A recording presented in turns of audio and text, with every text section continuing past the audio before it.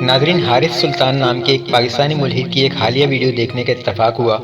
اس video میں وہ کسی صاحب سے ٹیلی فونک بحث میں مصروف ہیں، جس میں وہ فرماتے ہیں کہ جب ہم پھنس جاتے ہیں کہ کائنات کی ابتدا کیسے ہوئی تو ہم ایسے کسی خدا کو مان لیتے ہیں جیسے خدا کو آئنسٹائن مانتا تھا۔ گویا کوئی ہوگا ضرور جس نے یہ کائنات بنائی، مگر اس کا زمین پر بسنے والے مذاہب کے خداؤں سے کوئی تعلق نہیں۔ یہ تو خیر ثابت شدہ بات ہے کہ آپ سائنس میں جتنی مرضی ترقی کر لیں، چاند پر پہنچ جائیں یا مریخ پر، لیکن آپ خدا کا انکار نہیں کر سکتے، ورنہ آپ اپنی جسمانی ساخت کی ہی وضاحت نہیں کر سکتے۔ کائنات تو بات کی بات ہے۔ ویسے تو وہ اپنے آپ کو ملحد کہتے ہیں، لیکن یہ بھی اقرار کرتے ہیں کہ جب وہ کائنات یا اشیاء کی ابتدا سے متعلق سوالات کا جواب نہیں دے پاتے تو چھلانگ مار کر ایگنوسٹکزم کی طرف بھی جا سکتے ہیں۔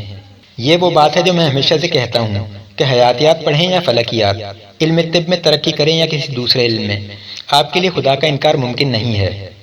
جو آپ کر سکتے ہیں وہ محض اتنا ہے کہ آپ خود تشکیک کا شکار ہیں اور دوسروں کو بھی مشکوک کرنے میں مصروف ہیں۔ گویا آپ کو ایگنوسٹکزم ہی سوٹ کرتا ہے۔ چلیں، اس سے ہمارا ایک مسئلہ تو حل ہو گیا کہ خدا کو تسلیم کیے بغیر آپ کسی بھی شے کی وضاحت کرنے سے قاصر ہیں۔ تو خدا تو بہرحال ہے۔ اب وہ کون ہے؟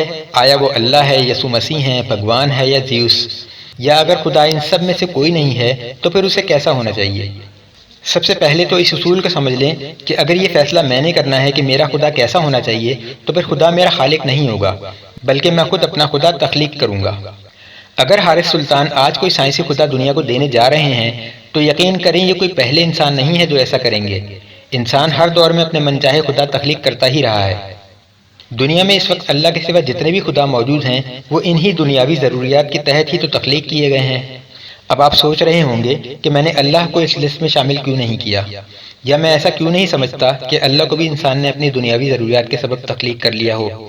اس کی وجہ یہ ہے کہ جتنے بھی انسان کے تخلیق شدہ خدا ہوتے ہیں وہ انسانی ضروریات کے تابع ہوتے ہیں، جبکہ دین اسلام میں مسلمان کو سب سے پہلے اپنے آپ کو اللہ کی خواہش کے تابع کرنا پڑتا ہے۔ منطقی بات ہے کہ جب آپ کسی کو تخلیق کرتے ہیں تو یہی چاہتے ہیں کہ وہ آپ کی مرضی پر چلے، نہ کہ آپ اس کی مرضی پر۔ آپ کو دنیا میں اللہ کی مرضی پر چلنا ہوگا، بدلے میں وہ آخرت میں آپ کی خواہشات پوری کرے گا۔ یہ پہچان ہے حقیقی خدا کی۔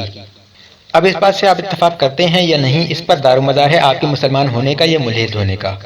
اللہ دین کی شکل میں قوانین نافذ کرتا ہے، جو ان قوانین کو مانتا ہے وہ مسلمان کہلاتا ہے، اور جو نہیں مانتا وہ ملحد۔ یعنی ملحد ہونے کا خدا کو ماننے یا ماننے سے کوئی تعلق نہیں ہے، بلکہ اس کا تعلق خدا کے قوانین کو ماننے یا نہ ماننے سے ہے۔ آسمانی خدا تو وہی ہو سکتا ہے جو آپ کی دنیاوی ضروریات میں آپ کی مرضی پر نہ چلے۔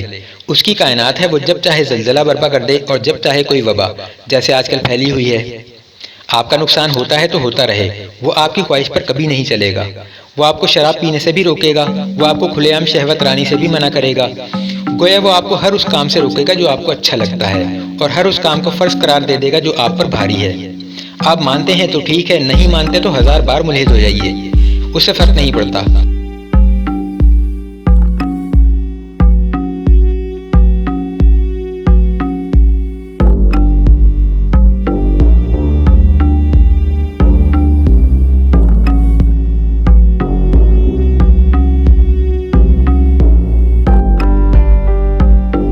یوٹیوب چینل بنائیے، اپنے ساتھ لاکھوں لوگوں کو بھٹکا دیں، شیطان بن جائیں، اسے ذرہ برابر پرواہ نہیں۔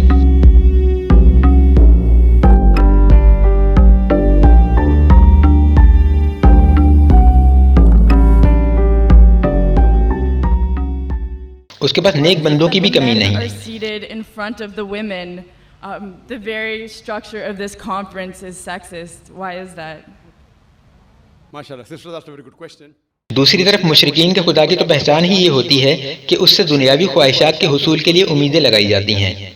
اللہ کے نظام میں کوئی امیر ہوتا ہے تو کوئی غریب، ہر شخص کو نعمتوں میں برابر نہیں کیا جا سکتا، ورنہ آزمائش ہی ختم ہو جائے گی اور دنیا کے نظام بھی دھرم برہم ہو جائے گا۔ تو اب آپ اپنے گھر میں لکشمی دیوی کا بت بنا کر اسے اس امید پر پوجنا شروع کر دیں کہ یہ ہمیں امیر بنائے گی، تو پوجتے رہیں، حقیقی خدا کو اس سے فرق نہیں پڑتا۔ پھر جب وہ آپ کو ہمیشہ کی جہنم میں جھونک دے تو آپ کو بھی کوئی فرق نہیں پڑنا چاہیے۔ اب آ جاتے ہیں اگلے نقطے پر۔ حارث سلطان نے اگلا نقطہ یہ اٹھایا ہے کہ جس خدا نے یہ کائنات بنائی وہ مذاہب کا خدا نہیں ہو سکتا، کیونکہ وہ ان کے سائنسی معیار پر پورا نہیں اترتا۔ اس پر بھی بات کر لیتے ہیں۔ سب سے پہلے تو ہمیں یہ علم ہونا چاہیے کہ ہمارا معیار ہے کیا۔ اگر تو آپ یہ چاہتے ہیں کہ خدا آپ کے خود ساختہ معیار پر پورا اترے تو ایسے خدا پتھروں سے خود تخلیق کرنے پڑتے ہیں۔ حقیقی خدا آپ کے معیار پر پورا نہیں اترے گا، بلکہ وہ آپ کو اپنے معیار کے مطابق ڈھالے گا۔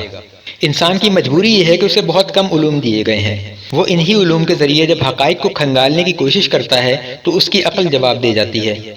یہ ایسا ہی ہے جیسے آپ الجبرا کے کسی مسئلے کو عمومی حساب سے حل کرنے کی کوشش کریں۔ حارث سلطان کو میں اس معاملے میں کسی حد تک بری الذمہ سمجھتا ہوں۔ انہیں خدا کی خدائی کا ادراک ہی نہیں۔ ان کے نزدیک خدا کی اہمیت اور وقت بس اتنی ہی ہے جتنی ایک عام سائنسدان کی ہوتی ہے۔ معمولی ذہانت استعمال کر کے ایک کیمیکل کو دوسرے کیمیکل سے ملا کر کوئی تیسرا کیمیکل ایجاد کر لینے والا سائنسدان اور بس، یا طاقت میں شیطان سے تھوڑا زیادہ طاقتور۔ فلموں میں تو ایسا ہی دکھاتے ہیں۔ ہمارا عمومی رویہ یہ ہے کہ ہم ہر قسم کی شخصیت کا اپنے ذہنوں میں ایک خاص تخیل رکھتے ہیں۔ ایک کاروباری شخص کو اچھے مہنگے اور قیمتی لباس میں دیکھنا چاہتے ہیں، ایک اچھی جاب کرنے والے کو 3 پیس سوٹ میں ملبوس دیکھنا چاہتے ہیں، ایک سائنسدان کے بال بکھرے ہوئے ہوں اور ماتھے پر شکنے ہوں تبھی وہ سائنسدان لگے گا، ایک شاعر مفلوق الحال عاشق زدہ نظر آئے گا تبھی شاعر لگے گا، ایک ادیب ایک اوسط طبقے کے لباس میں سلجھے ہوئے سنجیدہ چہرے کے ساتھ ہی ہمیں قبول ہوگا، ایک انجینئر جینز کی پینٹ اور ٹی شرٹ میں کام کرتا ہوا نظر آنا چاہیے، علم طب سے متعلق ڈاکٹر نے سفید کوٹ پہنا ہو یا گلے میں اسٹیتھوسکوپ لٹکائی ہو۔ مگر اگر میں آپ سے کسی ایسی شخصیت کا تخیلاتی خاکہ بنانے کو کہوں جس میں یہ تمام صلاحیتیں بیک وقت موجود ہوں اور ایسی موجود ہوں کہ کوئی مقابل ہی نہ ہو، تو آپ کے ذہن میں کیا حلیہ آئے گا؟ اس کا تخیل آپ کر ہی نہیں سکتے، کیونکہ ایسی کسی شخصیت کا اس دنیا میں کبھی کوئی وجود ہی نہیں رہا جو تمام علوم میں یکساں مہارت رکھتی ہو۔ خدا کے نام پر جس شخصیت کا تصور مغرب میں پایا جاتا ہے وہ بہت ہی عجیب و غریب ہے۔ فلموں میں دکھائے گئے ان تخیلاتی خداؤں نے حقیقی خدا کے انسانی تصور کو پامال کرنے میں بہت اہم کردار ادا کیا ہے۔ ایک ملحد کا ایک بار اعتراض سنا تھا کہ اگر یہ قرآن اسی خالق کا کلام ہے جس نے یہ پیچیدہ کائنات تخلیق کی ہے تو اس کی زبان بھی سائنسی ہونی چاہیے تھی، یعنی جیسے ہم ویب سائٹ کی کوڈنگ دیکھتے ہیں ویسی ہی کوڈنگ میں قرآن ہوتا۔ سبحان اللہ! یہ پیمانے ہیں عقل کے۔ انسان کا عالمیہ یہ ہے کہ وہ ہر چیز کو اپنے پاس موجود دستیاب علوم پر پرکھنے کی کوشش کرتا رہتا ہے، چاہے وہ چیز اس کے پاس موجود علوم کے احاطے میں آتی ہی نہ ہو۔ کچھ کا خیال ہے کہ قرآن کو انگریزی زبان میں نازل ہونا چاہیے تھا۔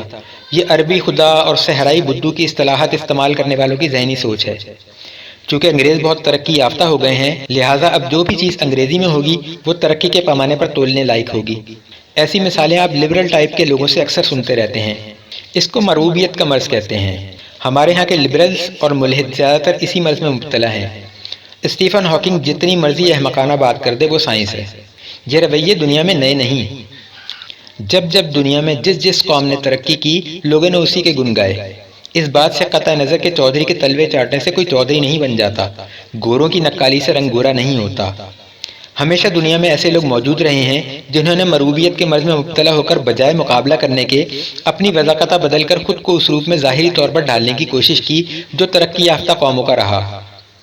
آج ان کا مطالبہ ہے کہ قرآن بجائے عربی کے انگریزی میں ہوتا تو زیادہ قابل اعتماد ہوتا، یا سائنسی کوڈنگ میں ہوتا تو فوراً سمجھ آ جاتا۔ جی نہیں، ایسا کبھی نہیں ہوتا۔ جن کے عقائد و افکار فیشن کی طرح بدلتے ہوں وہ کسی بھی تھالی میں بس تھوڑا عرصہ ہی ٹک پاتے ہیں۔ جیسے ہی تھالی کا جھکاؤ بدلتا ہے وہ لڑکتے ہوئے کسی اور طرف جا پڑتے ہیں۔ آج انگریزی زبان سے مرعوب ہیں، کل کو جاپان زیادہ آگے نکل گیا تو کہیں گے قرآن جاپانی زبان میں کیوں نہیں۔ قوموں پر عروج زوال اس نظام کا حصہ ہے۔ اس کا تعلق ایمانیات سے بھی نہیں بلکہ محنت سے ہے۔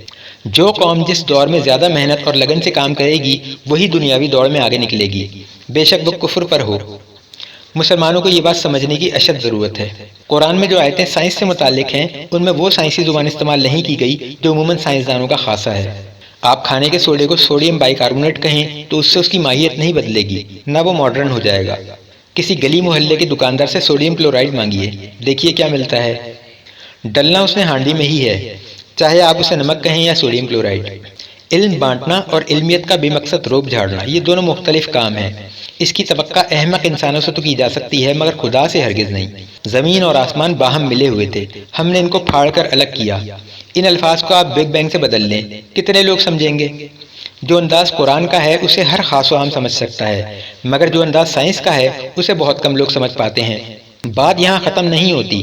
آپ کسی سائنسدان کو مجبور کریں کہ وہ اپنی بات ایسی عمومی زبان میں لوگوں کو سمجھائے جسے ہر خاص و عام سمجھ بھی جائے اور معیار بھی بہترین رہے تو وہ ایسا نہیں کر پائے گا۔ یعنی اب یہاں سائنس کے ساتھ ساتھ گفتگو یا اسلوب کا فن بھی درکار ہے۔ سائنسدان اس سے بے بہرا ہوتے ہیں کیونکہ وہ صرف ایک علم میں معمولی سی مہارت رکھتے ہیں جبکہ خدا کے علوم لامحدود ہیں۔ سائنس ان تمام علوم میں سے وہ معمولی سا علم ہے جس کی سمجھ انسان کو دی گئی ہے۔ وہ اسی کے سہارے ہر چیز کا احاطہ کرنے کی فکر میں غلطاں خدا کا ایک عجیب تصور ذہن میں لیے بھٹک رہا ہے۔